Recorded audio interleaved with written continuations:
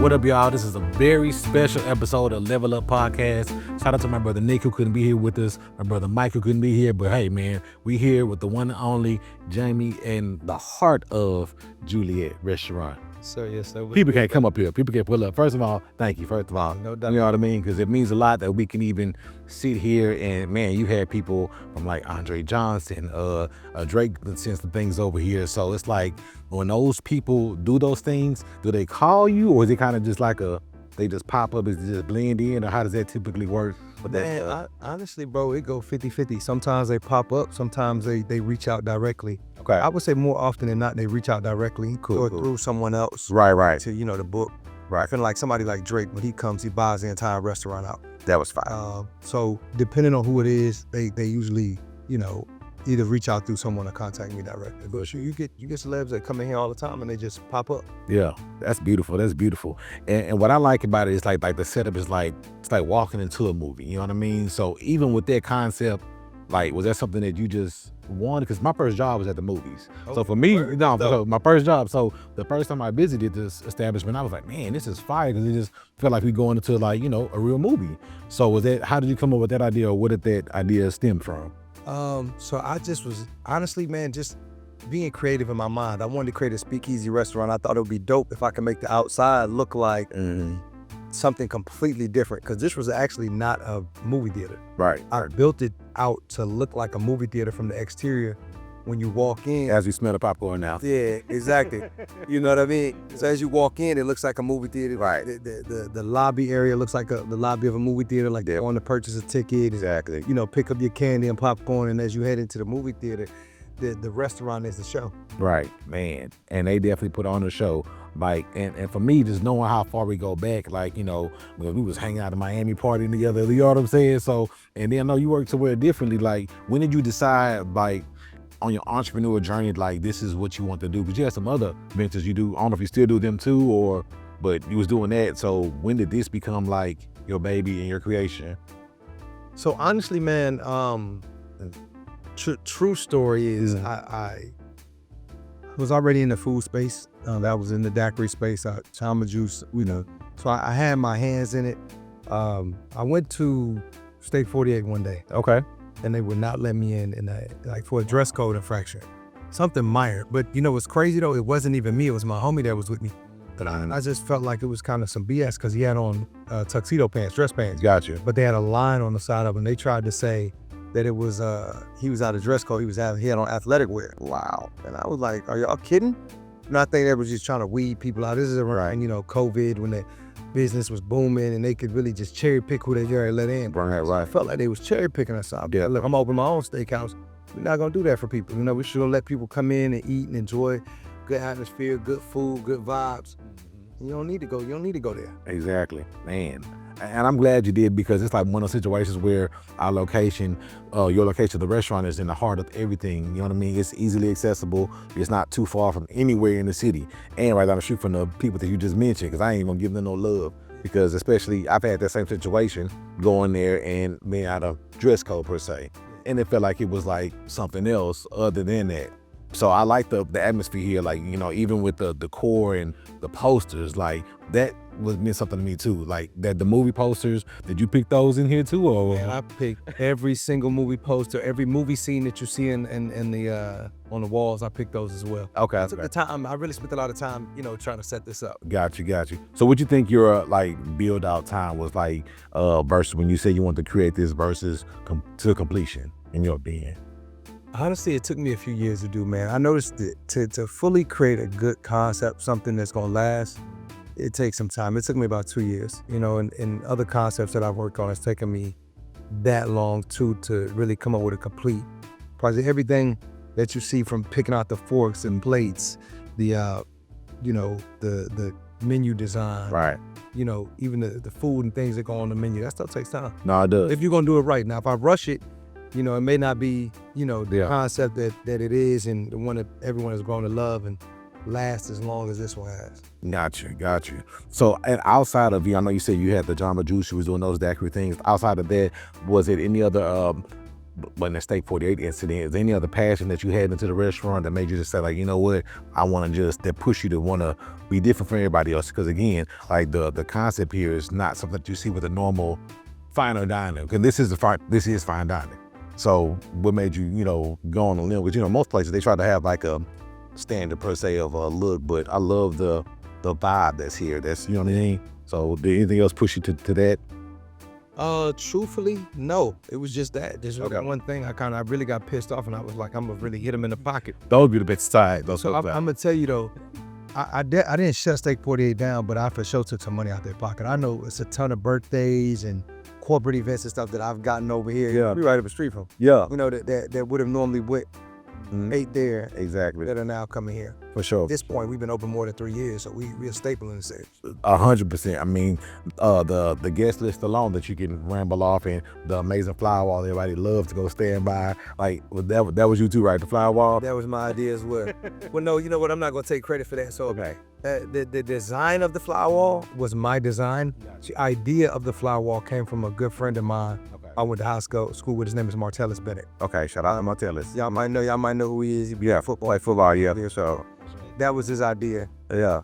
And to be honest with you, I was skeptical about doing it originally, because I'm like, flowers don't really go with the movie thing. Bad. He really pushed me to like, bro. He was like, where do everyone take pictures at? At weddings, Yeah. in front of the florals. Yeah. Yeah, it's fair. You could just sit over here. Okay. Cool. So being in the restaurant industry now, like you said, 3 years, which is amazing right itself. Most businesses struggle the first year to 2 years to survive. So in your opinion, what has been your biggest hurdle in your journey right now in the restaurant? I would say for me, man, just the learning curve, because I didn't have even though I come from the food service, quick QSR, which is quick service restaurants, this is much different than a full service where you have so many moving parts. Right. So the learning curve for me was the most difficult thing. I remember when we opened, we got busy pretty quickly, and I just wasn't prepared. I didn't have the staffing, the kitchen training, all that stuff that goes into providing a good product. Right. Yeah, but I mean, obviously, sometimes learning in the moment be the best thing, since we get to tackle things on why they're happening and know how to maneuver so they don't happen again going in the future. So that's amazing thing how you did that. So for me, I applaud you for that, because most people, they get hit with hurdles and they just crumble, and then it shows in their customer service and stuff like that. Because my family, we came here Thanksgiving, you know what I mean? You came up basically? Man, yeah, because we didn't want to cook, so we was like, shit, I got food over here. Like, my family pulled up and we had our Thanksgiving here. That's dope. Yeah, I like, I appreciate this ain't no just, advertise. We really support, and that's why this is important to me, because seeing you thrive, and also the Brussels sprouts. Gotta love those. Because I got something coming out for you. I got something. For sure. Okay, so in this industry, so because like you said, there's competition around, how do you maintain, in your opinion, good quality in the midst of competition, like the restaurants in the area? Houston is like, at this point, a foodie city. People come here and go on food tours. It's more than 10,000 restaurants in Houston. That's crazy. I knew it was a lot, but that's believable. So, I mean, for me, the main thing is staying consistent, right? You want to be consistent, right? You're like, you talk about how you love the Brussels sprouts. You wouldn't love them if you come one day they taste one way, you come back another day they taste some way different. So Factual. Consistency in the kitchen is key. That's going to be number one.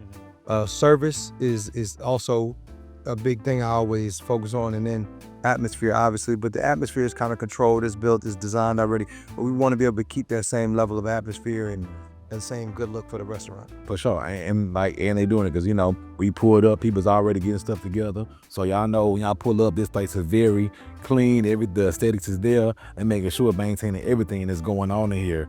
So now I see also there's a photo booth by the bathroom. I think that's cool too. Was there like what was the mindset behind that? Just trying to, because girls love to take their pictures, but with their photo booth, was that something that you do in there too? Also with the photo booth? So I wanted that whole bathroom to be a photo moment. Yeah, and so I really created 4 separate moments in the bathroom. So the rose wall, obviously the most popular one is one.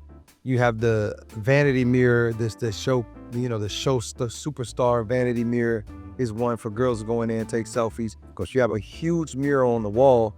I put that there because I know women, they want to go in, they want to take pictures. Right. Use that wall to do so. And then obviously the photo booth that you're referring to. Right. Just for people to have keepsakes, a little fun. I made the bathroom a little bit larger.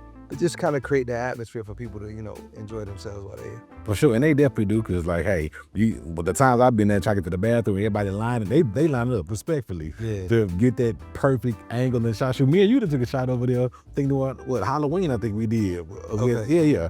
So that's something right there that's definitely dope. How you set that up over there, for sure. So, and then you keep expanding. I think the first time I came here, there wasn't as the decor in the patio area, so you're adding more to it too. Yeah, man, adding more decor to the patio right now. That's when you walked in. That's what I was meaning with the contract about.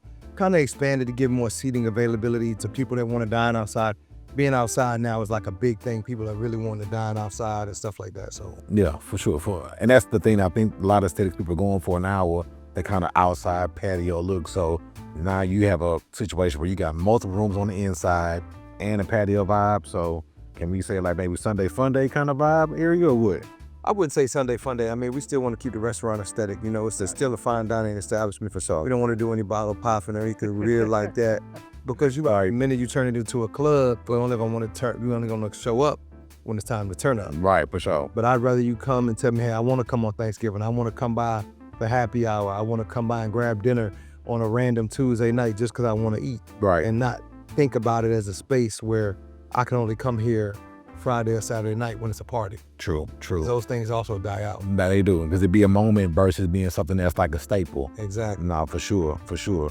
Now, going back to just this entrepreneurial journey that you have, was I know different people have different people in their corner that kind of says, motivates them to keep going. Was there anybody, it could be family, friend, whatever, that kind of motivated you or pushed you to doing what you're doing now? Or was it kind of a self-push for you? So I've always been intrinsically motivated, but I would say this though, honestly, I learned a lot from my mother, watching her hustle and watching her do what she did growing up. Gotcha. She would also often, when I was growing up, go like yard selling. I know that's an ancient thing in today's times. But that she would go to yard sales when I was a small kid, and she would drag me with her, have me help her out. She would buy things from yard sales, and then she would turn around and lease them and post them in the green sheet and sell them for higher than what she bought for them. She had a few storage units, and that was her hustle. That's how she made extra money to, I guess, keep me and my little brother happy. Keep us with our J's and our video games. And nah, for sure. But so when you was growing up, did you know? Because like for me, I grew up in a single parent household. I never knew my mama was like the struggle she was going through, because she hit it. Because like you said, she hustled, did so many different things. So I didn't know. So when you were growing up, you was getting the Jordans. Did you know what was going on, or you kind of just was like oblivious to? I would say I was kind of oblivious, but I will say this too. I didn't necessarily grow up in a single parent household. My parents were together all the way, through middle school. That's a blessing, for sure. That's good. So later on, but she hustled the whole time anyway. That was just her thing. That was something that she enjoyed doing. So I got a chance to watch her make extra money and see how she made extra cash.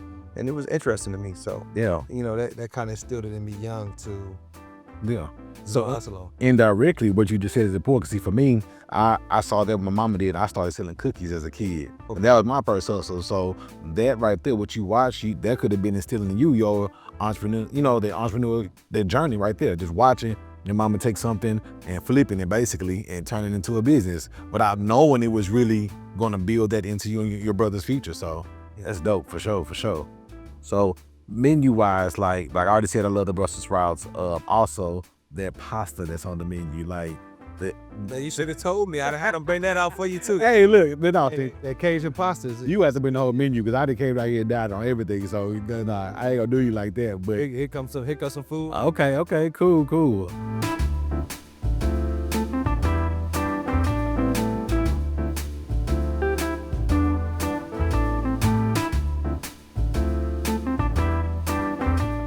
All right, y'all, we back now. Now we got some goodies that hit the table. So I'm gonna let him tell us what we got on the table, so y'all know when y'all come in here what to order and what to get. So that's what we got. Oh, well, look, if that's the case, I should have ordered some more stuff. I just ordered a few things. I'm eating healthy, so I ordered a snapper. I also ordered some broccolini and a crab and avocado stack, just because I'm on the healthier side right now. We are a steakhouse. Our specialties is steaks, and I would argue that we have the best restaurant macaroni and cheese. Notice I said restaurant. Restaurant macaroni and cheese that you will ever eat at any restaurant. I'm not talking about your grandmother's. It's not better than your grandma's. But pick a restaurant in Houston, anywhere you go, You want to taste better macaroni and cheese in here. That's Oh, and Brussels sprouts. These are Brussels sprouts my man love right here. listen. So I didn't pull it up here personally and just had Brussels sprouts. I mean, everything he said is good. From the steak, the pasta, like the Brussels sprouts, for me, by itself is a meal. So, hey, I'm here for it. So, yes, we dive into that. Like, what really got me on the Brussels sprouts was with this crack sprinkles over here. That definitely keep me coming back. For sure. So, man, so even with that, you had a hand on putting that together too.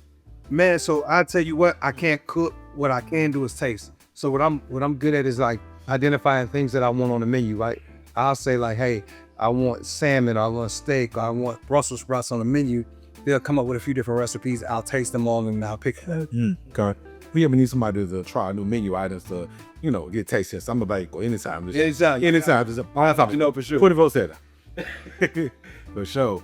And he said, what is this again right here? Because I ain't tried this on. Crab and avocado steak. Try it, man. Fire. Okay. They're going to try that for sure. Like, so it's always important to have a good team and this, that. And obviously you have that because they bring these wonderful meals out here. So in that process, was that how much trial and error did to go through for that process, trying to find the right kitchen, the right floors, you know what I mean? That part. Man, I would tell you, it's actually a real true process. So most restaurants take, anywhere from 3 to 4 months just to get their groove on with the kitchen and the staff. Because remember, everything's new. You don't know where anything is. The kitchen hasn't cooked this stuff before, so it takes some time to get them into a nice rhythm where they can continue to bring out consistent stuff. So it took me some time, believe it or not, when we opened. Yeah. I'm sure if you ask anybody that came in our, first couple weeks to, 2 months or so, the restaurant, may not have been top tier, but since then it's elevated. Yeah. It continues to get better and better over time. That's the goal of a restaurant, to continue to reach a point where everything is perfect. Right. And I think that goes along with any dish. A lot of times I feel like we're so hard on each other. For example, somebody opening something new, everything might not be in place that first shot because, hey, I need to see what y'all want. Because, y'all be best at I'm going to change it, go back or add something, take something away. Is that real feedback? See, how the fuck can you be so quick to be like, oh man, I didn't like XYZ, but you go on the internet and do that. Tell the people, because we as business holders, we want to know. Oh, they give it to you on the internet. So I hated it, I hated this, that, and the third. And it's okay. I take it all with a grain of salt, right? I mean, it's just whatever. They come, they say they don't like something, but the feedback is still good nonetheless, because we take it and that's how we identify, okay, this menu item isn't working. Let's take this off. It's not selling. Customers didn't like it this way. Let's try a new recipe. Exactly. Because at the end of the day, my palate, even though I may like everything when we first put it out, I'm not the end all be all. If the guests don't like it, that means it needs to be adjusted. That's that. And I think it takes somebody who is educated enough to know, like what you just said, like just about I'm here for it, doesn't mean everybody else is here for it. I need to do what's gonna sell, so keep people coming at the door and give people something to talk about when they leave.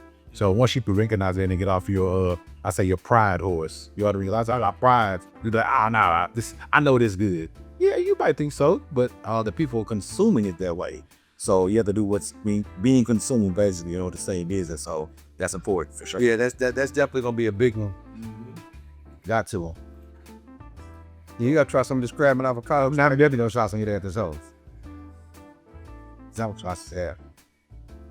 So going forward, like, what are some ideas or the app that you can share that you want to do business wise? And it don't necessarily have to be this restaurant per se, but any other ideas you might be thinking about bringing it to. Shoot, man, I'm really moving into the tech space a lot lately. I've been focusing on that. That's been my big thing. I was doing real estate at one point, but I just chose to move over to the tech space. Okay. I ended up actually doing pretty well in real estate. I actually had a lot of real estate, so I've done really well in real estate. Obviously done well in the restaurant with secure, so I've done well in the business. Yeah. But I think tech is the next wave of artificial intelligence of things and where things are going. Yeah, right. That's the future. Yeah. That's what you need it in. Yeah. And I think you don't see a lot of black people in tech. I'll tell you that. I'm about to say, if you need to see more black people doing things in tech, for sure. I think in our culture, and it's just, until we see somebody else do it, we won't go out there and do it. Or somebody at least, quote unquote, successful at it, you'd be afraid to touch it. Because, we got money or think somebody's trying to get over on to get an idea. And I feel like I want us as a people to be more open-minded to anything. Like, Think of Uber, ADL. You know what I mean? Could you imagine first person telling someone who by Uber or betting Uber? Like, you be, oh, yeah, you be, I'm talking with you. But telling somebody that first time here, and people, the small man believe. But believe it or not, man, most people wouldn't even invest in something like that. I can come to you with an idea right now, not you specifically, but I can come to you with, a specific idea, and you'd be surprised a lot of people want that. They're scared. They're scared of what they don't. That's what I'm saying. Like, yeah, it takes a special mindset to do something that I don't necessarily know too much about, but I believe you as a person in your drive that you can consider enough to where I get a return on my investment, minimum. And I get rich, cool, or at least I get my money back. Exactly. So, But people, I'll tell you something, man. When I was starting Juliet, man, I probably asked 25 people to invest in you. Every single one of them told me that. where are they now? Besides, I know they eating. Oh, they for sure eating.